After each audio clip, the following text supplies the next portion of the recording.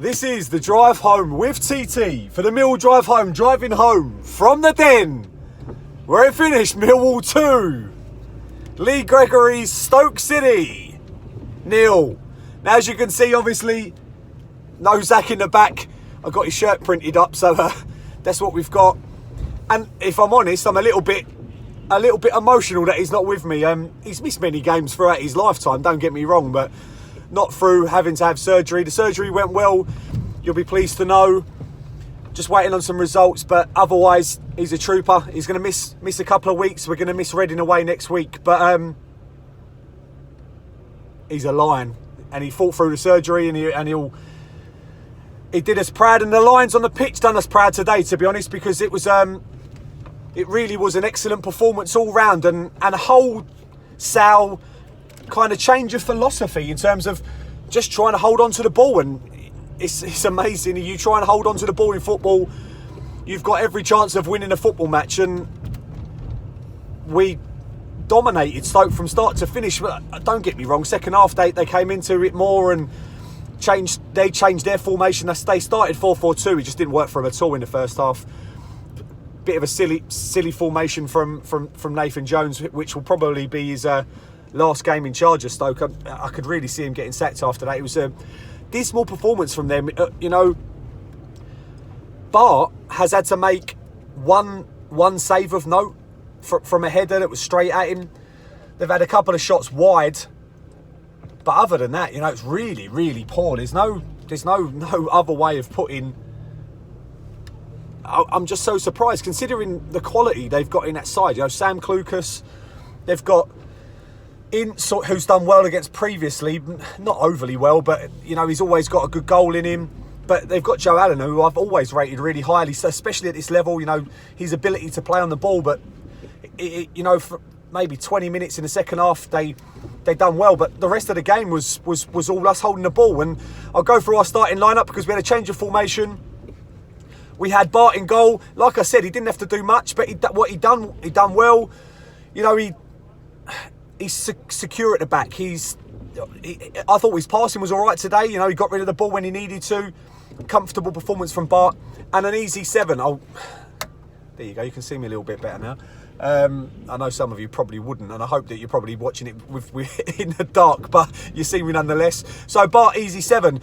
Back 4 of Marlon Romeo, Murray Wallace, and the 2 centre-backs of Jake Cooper and Sean Hutchinson. Good across the back line today, really good across the back line, I've got to be honest.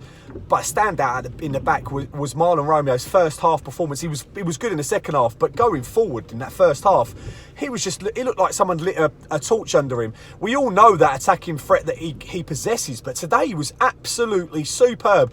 Second half defensively done equally as well. McLean was down his side, and I'm not going to go into McLean because the geezer's a prick of epic proportions. But McLean come onto the pitch and wanted to get in and about us, but Marlon wrapped him up really, really well, and you could see that their players were getting frustrated throughout the game. But like I said, first half he's running down the wing, he was direct. A quick throw in for the Jed cross for the first goal. Just really good performance from Marlon, and a comfortable 8. Murray Wallace left back, done well first half defensively, didn't have too much to do. Second half, when we were put under pressure, looked a little bit worried. But then we made the sub where Mahoney came on, and it shored it up a little bit because we had a little bit more pace with Mahoney backing him up, and I think that confidence that he'd go and win the ball. Only once did he try and win the ball, didn't make it, and left us a little bit vulnerable. But it's what you got to do. If you haven't got the pace, you've got to use your strength or use your ability to go and win the ball, and I think he done that well today. So I'll give him a 7. And the centre backs of Cooper and Hutchinson gave the Stoke strikers absolutely no joy whatsoever, and obviously that includes Lee Gregory, who we know works tirelessly, and he did work tirelessly, but I don't even think he had a chance to miss today because of how strong and how well they worked. He didn't want to let me out, never mind. There you go, let them go for the zebra crossing. What a gentleman I am. But yeah, we just didn't let them get into the game, and that was because Cooper and Hutchinson battled well. They obviously were strong when the ball comes up to the strikers of Stoke, and they didn't get it beat in behind. It was a really... It's hard to say how great they were because obviously, like I said, Stoke was so ineffective going forward, but they did what they needed to do well, and both of them deserve, again, comfortable 7s. We move now. We had a midfield 5 or a 4 and then a 1. Jed Wallace on the right. We had Shane Ferguson on the left, centre midfield pairing of Jason Mulumbe and Sean Williams. Just in front of them we had Ben Thompson. All of them across the park today, midfield-wise, were top quality. And I've said before that we've got the players to keep the ball. And today we've done that really well. You know, especially Mulumbe. Mulumbe getting on the ball, taking his time, looking for a pass. Williams done equally the same, I've got to be honest, but I thought Mulumbe run the show, and we haven't had a midfielder really do that. But like I said, he got on the ball, tried to run direct, broke up play. Both him and Williams were breaking up play, and it's so good to see. You know, they try to play out from the back, not between the defenders, but they'd give it to the midfielder, and I hope the midfielder turns. And it's what we've been crying out for, really. I've certainly been crying out for it, and I know a lot of Millwall fans have done. But you take the ball from the back, and both Mulumbe and Williams were willing to do that today, and it was so good to see. You know, the triangles of football out wide and getting the players in down the channels, because we've got pace there. We've got, you know, you want to unleash players like Jed and Marlon. And it was exciting to watch. Not necessarily exciting in terms of creating loads of chances, but exciting to see that we can play the football around and comfortable with it. So I'll give Mulumbe was close to getting my man of the match, to be honest, but he didn't get it. I'll give Mulumbe an 8. I'll give Williams a 7. We'll move on to Shane Ferguson. Fergie done a lot of his work defensively rather than going forward, but he's, you know, a couple of good quality deliveries from him. It was a little bit of a quiet game from Fergie, to be honest, and that's good. You know, it's good in terms of what is he there for? He's there to nullify Stoke and give Murray Wallace extra help, and I felt like he'd done that. So I'll give Ferguson also a 7. And now we move to my man of the match. You know, someone that I love watching. I sing so highly of him, but I love his passion for the game. Jed Wallace as right midfield. You know, he set up the first goal with a brilliant ball from the right. He absolutely pinged it across the box, and I at first I thought it was an own goal. I still think it's an own goal, but it's been credited to Thompson, and fair play to, you know, if they're going to give it to Thompson rather than an own goal, why not? But Jed's done really well to receive the ball off Marlon, and he pings the ball across the box, and it's what you want your wingers to do. Drive. No defender in any league likes players running at them, and Jed does that so confidently. That was for the first goal. Second goal, you know, they start the second half Stoke really aggressively. You know, a lot of time on the ball, but they were susceptible to us on the break, and that's just what happened. I think it was Budvarsson who just laid it off to Jed, who's literally set off the afterburners, and he's run down the right side, cut into the box. You know, really good touches to make, you know, keep the ball in front of him, keep the ball away from the defender.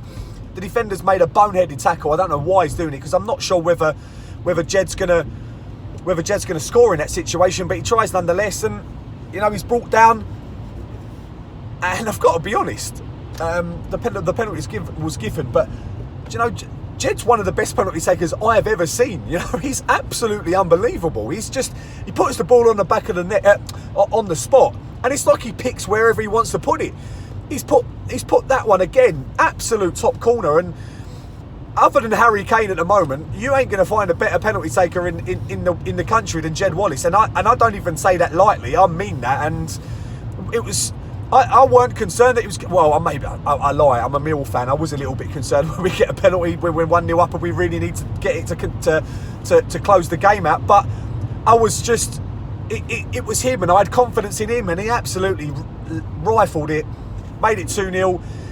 Not only that, you know, first half again running at Stoke, and in the second half he has a great chance. And what I loved about the chance again, cutting in from the right, he's put through. He's at a really tight angle, hits the target. You know, makes the keeper have to make a save. Don't blaze it over the bar. Don't waste it. and we get a corner from it. We didn't score from the corner, but that's important about when you want to keep the ball, when you want to keep a team under pressure. Getting your shots on target, making them make a save is really important. And without a doubt, Jed gets like Zach's number, he gets a number 9, a 9 out of 10, and I was really, really impressed with him today. Thompson played in just behind Bradshaw, another player that, you know, Thompson's close control is absolutely unbelievable. He just seems to be able to change because he's got such a low centre of gravity.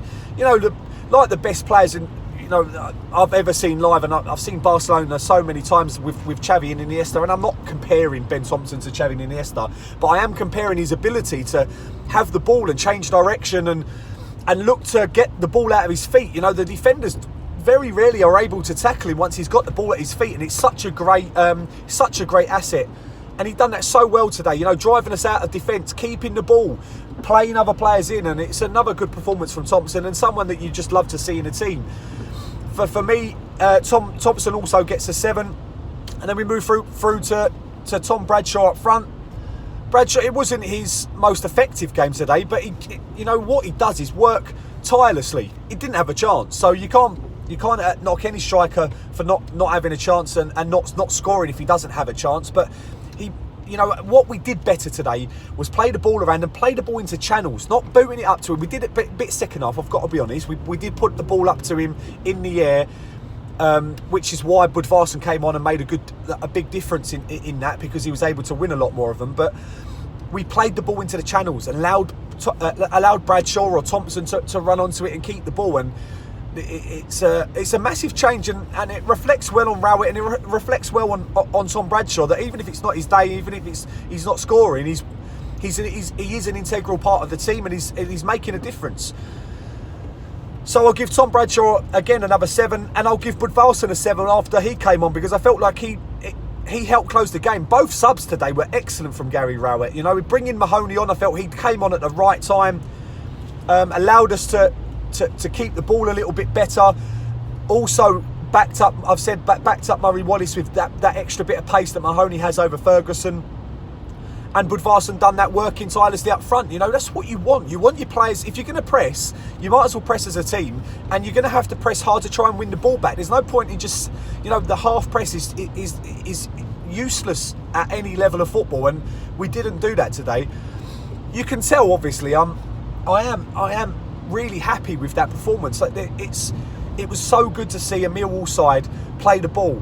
I felt we made an error, honestly. You know, I felt we made an error in not having a central midfielder on the bench. You know, Billy Mitchell should have been on the bench for me today, because we've got 3 central midfielders, and the formation is how we're playing, and we looked good in it. If we lose one of those central midfielders to injury, it changes the way we have to play completely. And I think it's silly not to have a central midfielder as backup on the bench.